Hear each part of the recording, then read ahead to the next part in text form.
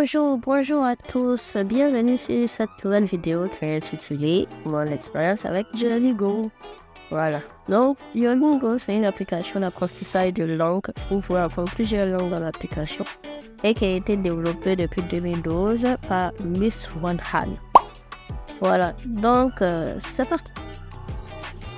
Avec 500 millions d'apprentis dans le monde entier, c'est une application qui est très populaire. Donc, elle m'a naturellement été recommandée plusieurs fois dans le Play Store parce qu'elle est le numéro 1 des applications dans la catégorie enseignement gratuite. Et 28e en général.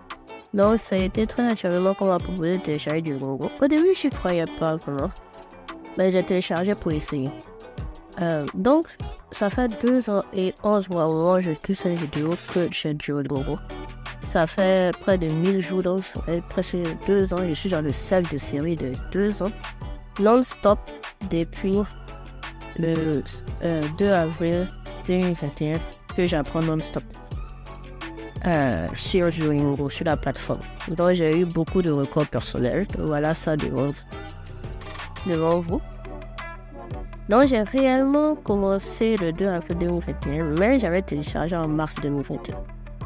Et depuis, avec le widget qui est là, je peux totalement me souvenir et être régulier sur l'application. Comment est-ce que je me motive? Je regarde le widget. Ah oui, voilà ce qui passe devant vous. Ce sont des petits items que vous pouvez envoyer par WhatsApp et Instagram. C'est eux qui me motivent. Il y a aussi des petites compétitions et des trophées que vous pouvez gagner chaque mois.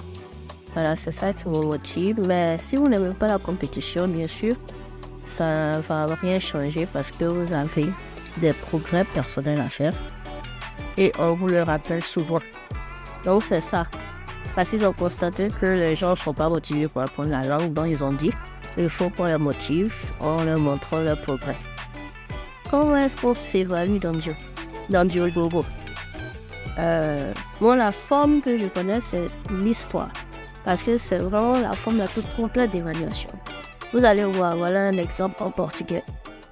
O modelo. Ed chega na aula de arte de Oscar. Oi, donc, l'histoire, c'est elle qui va parler de vos problèmes de compréhension et de la prononciation. Eu estou entediado.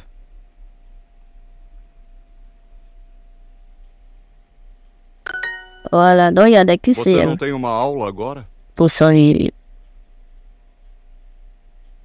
Não, eu Vous posso pouvez aussi ajudar você? traduire donc certains mots que vous ne connaissez pas en appuyant dessus. Me ajudar? Encore un Já QCM. sei! Senta na cadeira e coloca o seu chapéu.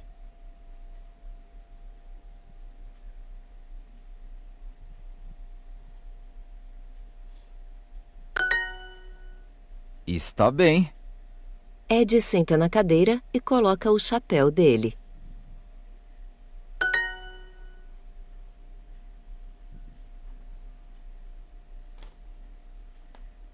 Donc voilà, c'est une conversation qui peut se produire, mais dans l'univers des personnages de Duolingo.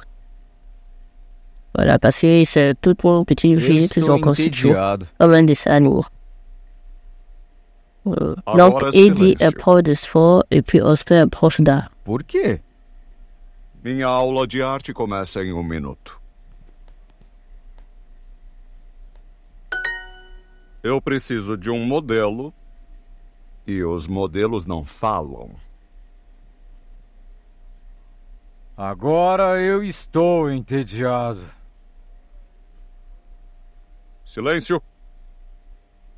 Voilà. Ouf. Encore une dernière question.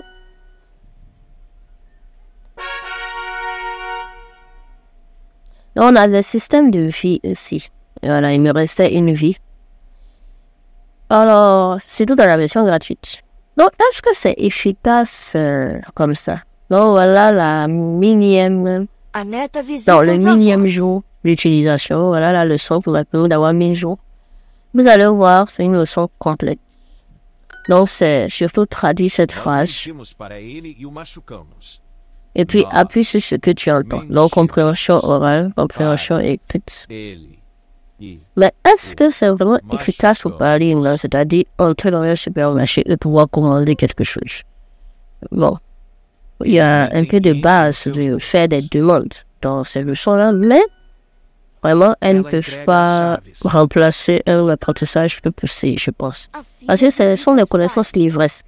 C'est plutôt des phrases prédéfinies que vous apprenez encore et encore, et vous regardez vraiment la structure de la phrase. Donc, ça nécessite d'apprendre une structure qui est totalement grammaticalement correcte.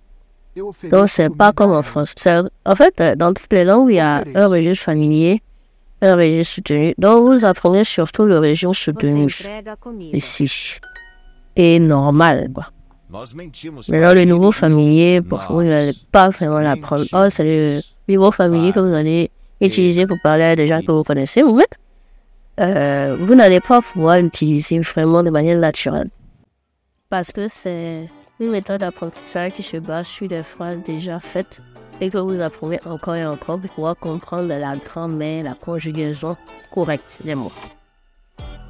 Donc, je ne suis pas sûre que ça correspond à des gens qui veulent en même temps rentrer dans un pays qui parle portugais et commencer à parler. Ça ne va pas passer, je pense. Mais dans tous les cas, j'aime beaucoup cette application qui m'a permis d'apprendre de nouvelles langues, de comprendre un peu de nouvelles langues, portugais, italien, réviser même mes bases de français.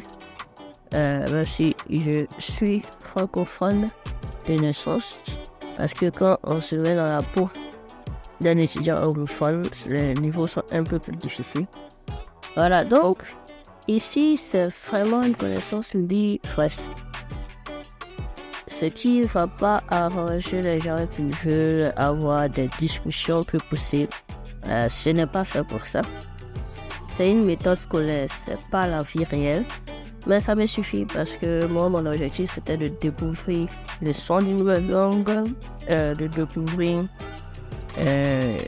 une nouvelle langue tout simplement, de voir de nouveaux mots tous les jours et ça me permet d'utiliser mon téléphone, pas seulement pour scroller. Et c'est ce que beaucoup de gens se disent, pas seulement pour scroller aussi, mais pour faire des découvertes. Voilà. Donc si c'est dans ce sens que vous voulez utiliser Duolingo, ça vous va. Mais ça ne veut pas dire que c'est une méthode que vous devez utiliser seul. C'est pas possible. Parce qu'il n'y a pas vraiment de lien avec la culture d'un pays particulier, pas vraiment quelque chose, quoi. Donc c'est juste un premier contact. Voilà. Donc merci beaucoup d'avoir regardé cette vidéo. Si vous voulez d'autres vidéos de ce style, surtout dans l'aventure du Duolingo, faites-le moi savoir. Racontez aussi votre aventure du Duolingo dans les commentaires. Quant à moi, je continue ma leçon et je vous retrouve sur d'autres vidéos prochainement. De toute façon, il y a des vidéos chaque mois ici. Donc abonnez-vous.